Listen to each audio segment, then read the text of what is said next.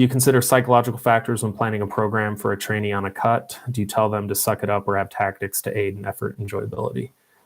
I haven't answered this. I like this question. Absolutely. I think,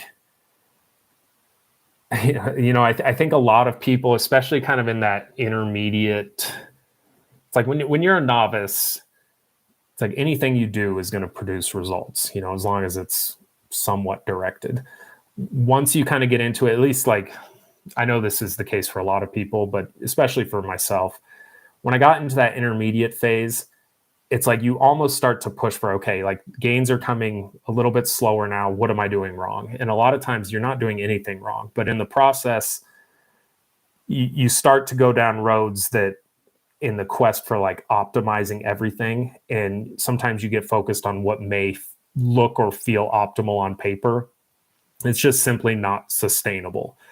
And on the flip side, you talk to any like advanced level bodybuilder that's been doing this for a long time, and most of them will tell you it's like the longevity component is the biggest, and consistency component is the biggest factor for success in the long run. So and a lot of intermediates don't like hearing that. They're like, okay, well, what if you were doing things optimally the whole time? Well, we never know what optimal is, for each individual. Like we know relative to maybe what we were doing, but even then your training age is changing. So what was optimal 3 years ago might still be optimal, but your rate of progress might be slower, and so it can be misleading there.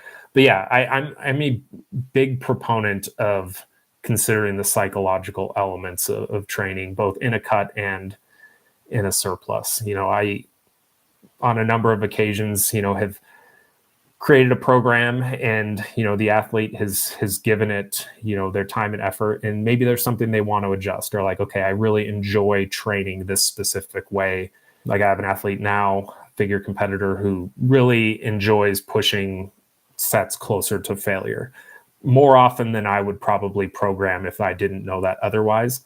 But like that's what's keeping her in the gym. Like she enjoys that challenge and pushing herself. So it's okay, how can we accommodate sort of this high intensity, this desire for higher, relative intensities in effort with like, okay, let's not dig a hole in terms of recovery. So there's a lot of ways that you can go about doing that. But like in that case, it's like, okay, we need to manage the amount of volume that we're doing. Like your volume tolerance is going to be a little bit lower. And so kind of meeting people halfway so they're enjoying training. And, I talked about this a little bit earlier with like a prep or a cut. The people that get in great shape are the people oftentimes that simply can sustain it for a long period of time, because a lot of people just don't give themselves the timeline to get like shredded. Keeping things enjoyable for people is extremely important.